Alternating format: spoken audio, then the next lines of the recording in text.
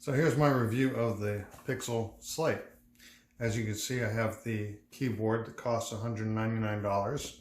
What's nice is the Pixel Slate is going on sale for $200 off at most retail locations. Here's something I love about it is you can put more than one fingerprint in. So I use my left index finger and my right index finger, and it unlocks very quickly. What else I like about it is the backlit keyboard. The specialized keys, you got Google Assistant here. You have back, escape. You have the app drawer button right there where you can see all of your apps. Something else I like about it is when you're in tablet mode, like there, it automatically switches to tablet mode. Now to switch between, okay, you swipe up to, let's say, bring up another app. Okay, let's bring up something.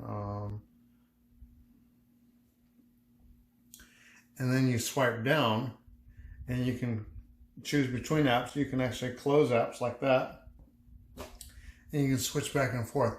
You saw how quick it was. This is the M3 with 8 gigs of RAM. So if anybody was wondering, the Celeron version obviously is not available anymore, but the M3 has plenty of power to be quick.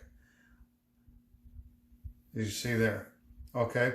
Now, what's nice is being able to use this on the go. It's right back into desktop mode.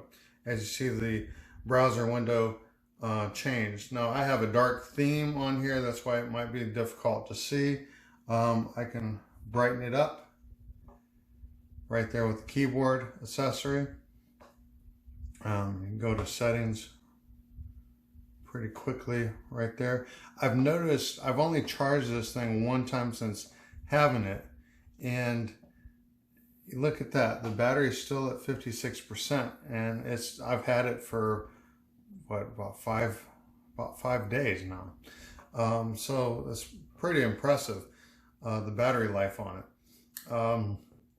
So the fingerprint sensor, the backlit keyboard, the ability to switch to tablet mode in a breeze, ability to switch between apps is cool.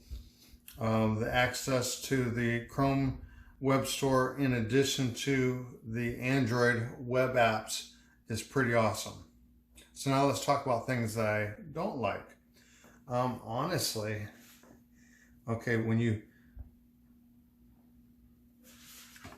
so it automatically thinks that we're back in keyboard mode. As you see, it changed it. But here's something I don't like. Okay, if you're not careful, let's say you slide this thing all the way back, and then you want to pick it up. Sometimes, if you're not careful, the back will stay attached to the keyboard rather than the back of the tablet. So then you're actually picking it up in tablet by itself, which is not horrible, but you have to be careful if you're expecting to have it with the keyboard attached to it. Something else is this is very thin. Honestly, when I compare it to the Pixel Book, I think the Pixel Book is slightly thinner. This one has way better speakers than the Pixel Book. But in terms of overall, it's tough when you're coming from a Tab S4 to a Pixel Slate, you know, because you're around the same cost. But when you compare the Tab S4, which I have right here, with the keyboard to the Pixel Slate, you're talking very similar thickness.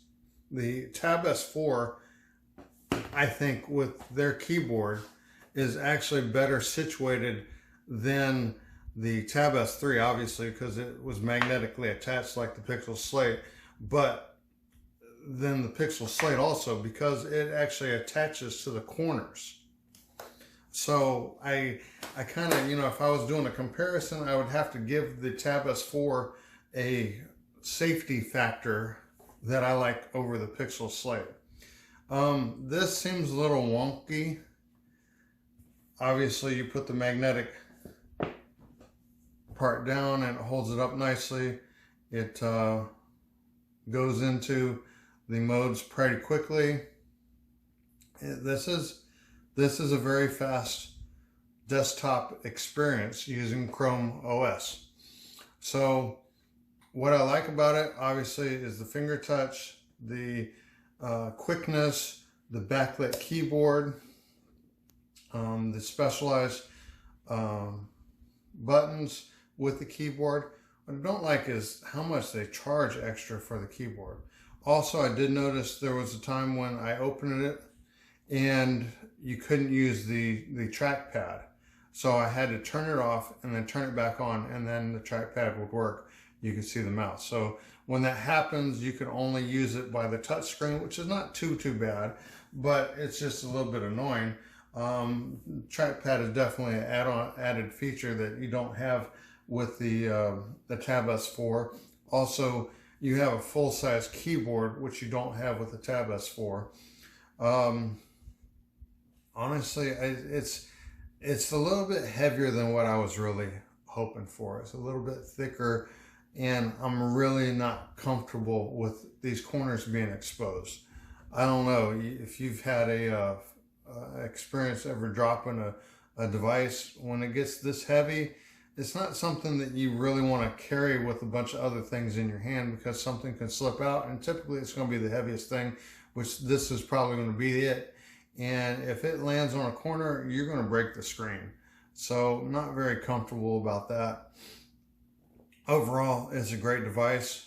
I'm not really seeing the benefits of having Chrome OS versus just straight up Android.